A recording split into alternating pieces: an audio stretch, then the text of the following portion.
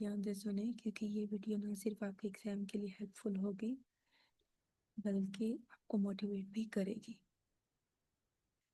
तो आज हम डिस्कस करने जा रहे हैं 10 most important exams of physiotherapy 2025। तो तैयार हो जाए, नोटबुक ले लीजिए और स्टार्ट करते हैं। आज का हमारा सबसे पहला एमसीक्यूज क्या है। अ 29-year old woman referred for physical therapy for post-operative rehabilitation. The physical therapist decided to use therapeutic exercises as a part of intervention. What is the ultimate goal of the therapeutic exercise in the physiotherapy? What is the ultimate goal of? ठीक है, अब इसके options आ जाते हैं। Restore function, option B improve balance, option C हमारे पास आता है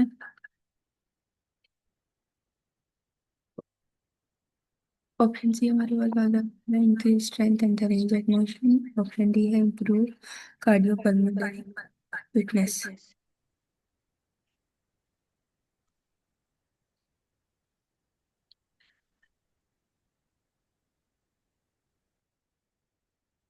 तो ये जो टॉपिक है ना, ये हमारे पास लिया गया है थेरेप्यूटिक एक्सरसाइजेज से, और इसका जो सब्जेक्ट हमारे पास थेरेप्यूटिक एक्सरसाइज आ जाएगा। टॉपिक हमारे पास क्या है, प्रिंसिपल्स एंड गोल्स। इसमें उसने हमें पहला ऑप्शन दिया हुआ है रीस्टोर फंक्शन। ये क्यों हो सकता है, ये करेक्ट ऑप्शन है क्योंकि थेरेपी का फाइनल गोल यही होता है कि पेशेंट अपनी डेली एक्टिविटीज नॉर्मली परफॉर्म कर सके। ठीक है, इम्प्रूव बैलेंस नहीं हो सकता क्योंकि ये सिर्फ एक पार्ट है फंक्शनल रिकवरी का, इसका कोई फाइनल गोल नहीं होता। ठीक है, ऑप्शन सी क्यों नहीं हो सकता, क्योंकि इंटरमीडिएट गोल है जिसमें फंक्शन को क्या करते हैं, रिस्टोर करने में हेल्प करते हैं।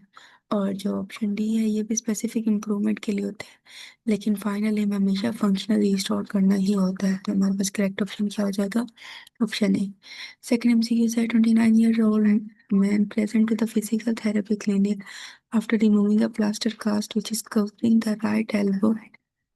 Joined the physical therapist decide to start with stretching exercises to increase the range of motion. Which of the following modalities is used for the preparation of stretching? ये भी हमारे पास किस लिए दिया गया, फिजिकल थेरेपी की बुक से लिया गया। इसका टॉपिक क्या है, basically stretching and tissues preparation modalities. Option A ice massage है हमारे पास। क्यों नहीं हो सकता, क्योंकि आइस क्या करती है, रिड्यूस करती है टिश्यू के टेम्परेचर को, डिक्रीज क्या कर देती है, एक्सटेंसिबिलिटी को। तो ये यूज नहीं हो सकते बिफोर स्ट्रेचिंग। ऑप्शन बी हो सकता है ये करेक्ट ऑप्शन हो। ठीक है, पहले हम उनको देखते हैं जो हमें नहीं लग रहे, जैसे हाई इंटेंसिटी एक्सरसाइजेस। ये क्या करती है, स्ट्रेंथ ट्रेनिंग होती है इसमें। ठीक है, स्ट्रेचिंग के लिए प्रिपरेटरी नहीं होता।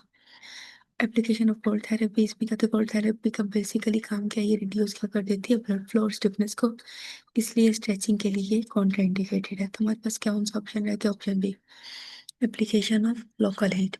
ठीक है, हीट इंक्रीज क्या करती है, टिश्यू की एक्सटेंसिबिलिटी को, रिलैक्स कर देती है मसल्स को, प्रिपेयर क्या कर देती है, टिश्यू फॉर सेफ स्ट्रेचिंग। तो हमारे पास करेक्ट ऑप्शन क्या हो गया, ऑप्शन ए, सॉरी बी।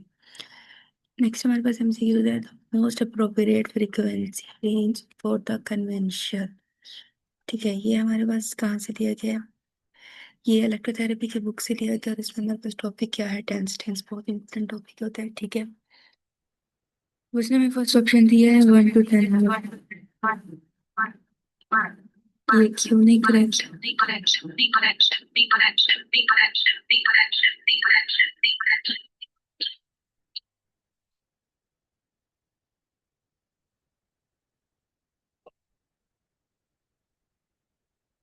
ठीक है, इसमें फ्रीक्वेंसी टेंस होता है। ठीक है, इसमें क्या होता है, एंडोर्फिन रिलीज मैकेनिज्म हो सकता है।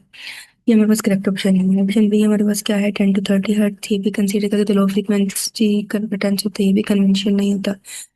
ऑप्शन सी हमारे पास 50 to 100 हर्ट्ज, ये क्या होता है, ये हाई फ्रीक्वेंसी टेंस होता है। ठीक है, प्राइमरीली किस लिए यूज होता है, प्रोवाइड करता है पेन रिलीफ को, किसके through, via gate control theory mechanism के। ठीक है, और जो ऑप्शन डी है 200 to 400 हर्ट्ज, ये भी हमारे पास करेक्ट नहीं है क्योंकि ये बहुत ही हाई होता है। ये रेयरली यूज होता है कन्वेंशनल टेंस के लिए, और मे कॉज क्या कर देता है, डिस्कम्फर्ट। तो हमारे पास करेक्ट ऑप्शन क्या हो गया, ऑप्शन सी अगला हमारे पास एमसीक्यूज है। A 45-year-old woman present with the pain and swelling around the knee after total knee replacement. The physiotherapy plans to use a TENS for the pain control before starting exercises. Which TENS setting is most appropriate? ठीक है। A है low frequency high intensity, B option है high frequency low intensity, C है continuous DC current, और last option क्या है burst tense. ये भी हमारे पास इलेक्ट्रोथेरेपी की बुक से लिया गया है। टॉपिक इसका कौन सा टेंस, ठीक है। पहला ऑप्शन हमारे पास क्या था, लो फ्रीक्वेंसी हाई इंटेंसिटी। ये हमारा करेक्ट ऑप्शन नहीं है। क्यों नहीं है? क्योंकि ये यूज होता है क्रॉनिक पेन के लिए, ठीक है, और ये अनकंफर्टेबल हो जाता है पोस्ट सर्जरी में। ऑप्शन सी भी हमारे पास करेक्ट ऑप्शन नहीं हो सकता। क्यों? क्योंकि इसमें क्या होता है, ये भी यूज नहीं होता पेन रिलीफ के लिए। और किसके लिए होते हैं, मोर फॉर टिश्यू स्टिमुलेशंस के लिए। ऑप्शन डी हमारे पास क्या, बर्स्ट टेंस, ये भी हमारे पास नहीं हो सकती क्योंकि ये लॉन्ग लास्टिंग एनाल्जेसिया के लिए होता है। ये सूटेड किसके लिए होता है, क्रॉनिक पेन के लिए। इसको भी हम इमीडिएट पोस्ट ऑपरेटिव एक्सरसाइजेस के लिए यूज नहीं करते। तो हमारे पास कौन सा ऑप्शन रह गया, ऑप्शन बी। ऑप्शन बी हमारे पास क्या है, हाई फ्रीक्वेंसी लो इंटेंसिटी, ठीक है। ये कन्वेंशनल करंट होता है 50 to 100 हर्ट्ज। ये ऊपर वाले एमसीक्यू से रिजेंबल भी कर रहा है।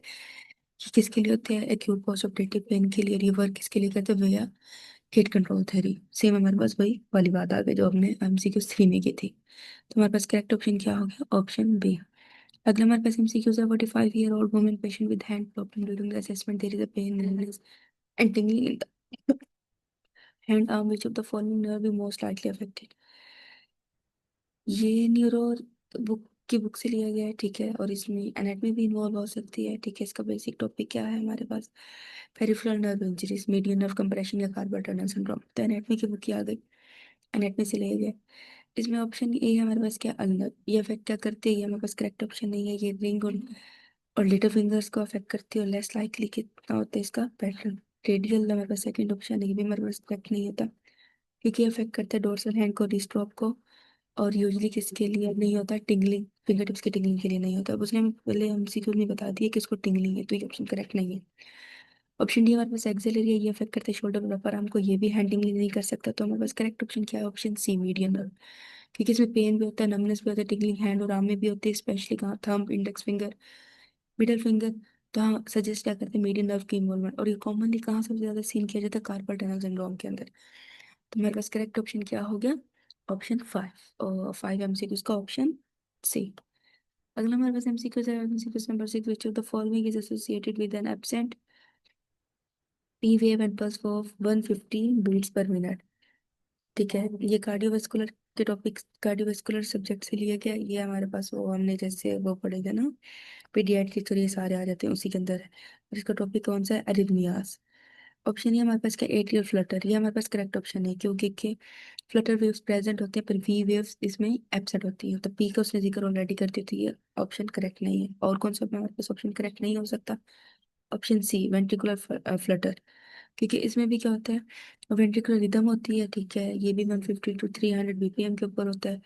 इसके अलावा ये लाइफ थ्रेटनिंग होता है, और ये टिपिकली नहीं होता स्टेबल पेशेंट्स के अंदर। ऑप्शन डी, वेंट्रिकुलर फिब्रिलेशन, ये भी नहीं है करेक्ट क्योंकि इसमें भी क्यूआरएस और पी वेव पेशेंट के अंदर क्या होता है, पल्स लेस होती है, मतलब मेडिकल इमरजेंसी में। तुम्हारे पास ऑप्शन रह गया बी, एट्रियल फिब्रिलेशन, इसमें एब्सेंट होती है पी वेव्स, इरेगुलर रिदम होते हैं, ठीक है। इसके अलावा इसकी वेंट्रिकुलर रेट कितना होता है, 150 बीपी। तुम्हारे पास करेक्ट ऑप्शन क्या हो गया, ऑप्शन बी। अगला हमारे पास एमसीक्यूज है। A 65-year-old man with a left hip pain for the past year. The physical therapist assesses the patient and notices there is a pain and stiffness in the hip, particularly on the internal rotation. Which of the following is most likely diagnosis? Option A है acute hip osteoarthritis, B है chronic hip osteoarthritis, सी है एक्यूनिक ट्रोंकेंटेरिक परसाइटिस, और D क्या है, chronic. Option A हमारे पास क्या है, एक्यूट हिप ऑस्टियोआर्थराइटिस, ये हमारे पास करेक्ट ऑप्शन है क्योंकि ये स्लोली प्रोग्रेस होता है, एक्यूट प्रेजेंटेशन है इसकी, ठीक है। और यूजली किस लिए होता है, ट्रॉमा और इन्फ्लेमेटरी फ्लेयर के लिए।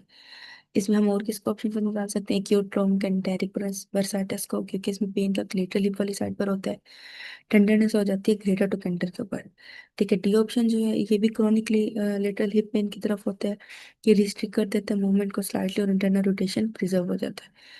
सो जो ऑप्शन बी है क्रोनिक हिप ऑस्टियोआर्थराइटिस, ये हमारे पास करेक्ट है। ये age greater than 60, long standing pain होता है 1 साल तक, पेन वर्स हो जाता है, ज्यादा हो जाता है, मूवमेंट में स्टिफनेस हो जाती है, कहाँ होती है, इंटरनल रोटेशन की लिमिटेशन कर देते हैं।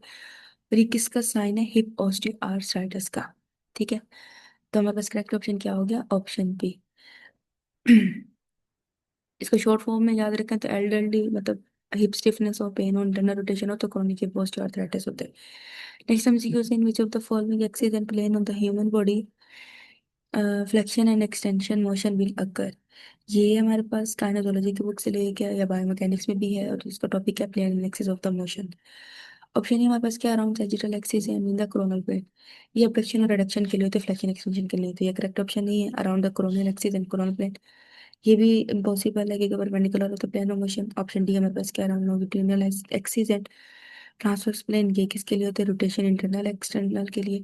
Around coronal axis and sagittal plane तो हमारे पास क्या था? फ्लेक्शन एंड एक्सटेंशन अकर होती है सैजिटल प्लेन के अंदर। क्योंकि उसने ऑलरेडी फ्लेक्शन एंड एक्सटेंशन का जिक्र कर दिया था, तो हमारे पास करेक्ट ऑप्शन क्या हो गया? Option B. अगला हमारे पास एमसीक्यूज है।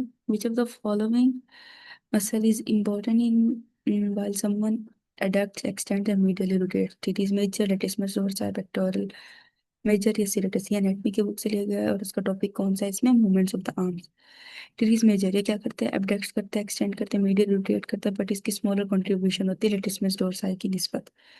पेक्टो मेजर जो है इसमें क्या होती है? एडेक्ट करते हैं, मीडियली रोटेट होता है, बट मेनली फ्लेक्शन होती है और हॉरिजॉन्टल एब्डक्शन होती है, और एक्सटेंशन क्या होती है? लिमिटेड। तो ये भी करेक्ट ऑप्शन नहीं है।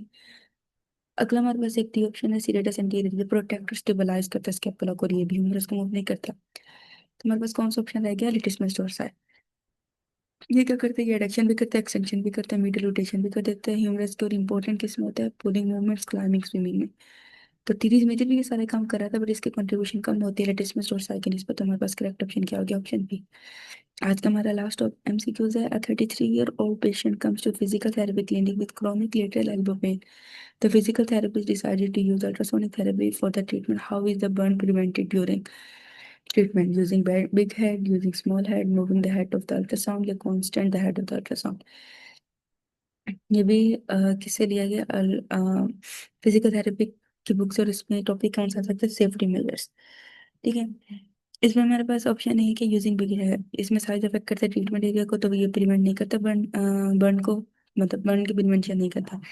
यूजिंग स्मॉल हेड, ये भी करेक्ट ऑप्शन है क्योंकि स्मॉलर हेड इंक्रीज करते हैं इंटेंसिटी पर एरिया को, इंक्रीज क्या कर देता है? रिस्क, इसका बर्न का रिस्क इंक्रीज कर देता है। ऑप्शन डी हमारे पास क्या? Constant head. इसमें कहते स्टेशनरी हेड इंक्रीज का कर देता है टिश्यू की ओवर हीटिंग को। तो हमारे पास कौन सा ऑप्शन रह गया? Option C, moving the head of the ultrasound. ये करेक्ट ऑप्शन है क्योंकि अल्ट्रासाउंड कन्वर्ट करता है इलेक्ट्रिकल एनर्जी को हीट के अंदर।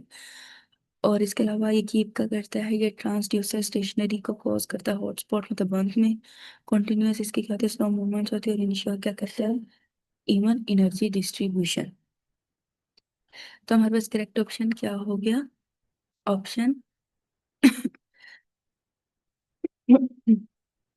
Option C. ठीक है, अगर आपको कोई कंफ्यूजन है तो आप कमेंट्स में मुझसे पूछ सकते हैं, मैं आपको गाइड कर दूंगी। कोई चीज़ समझ ना आए या आपको लग रहा हो कि ये ऑप्शन है तो इसका ये क्यों है, या जो भी मतलब समझ जो चीज़ भी ना आ रही हो तो आप मुझसे पूछ सकते हैं। तो ये थे आज के हमारे most important DHA recall exam के 10 एमसीक्यूज। मुझे पूरा यकीन है कि आप रोज थोड़ा थोड़ा वक्त देंगे तो आप डीएचए के एग्जाम की तैयारी को कामयाब कर सकते हैं। और याद रखें, इन्हें इन्हें सक्सेस सिर्फ उन्हें मिलती है जो मेहनत के साथ साथ नियत भी साफ रखते हैं। तो मैं डॉक्टर विरोज फातिमा, आप सबको मेरी तरफ से बहुत सारी दुआएं। Thank you so much for watching. Stay motivated, stay confident, see you in the next session.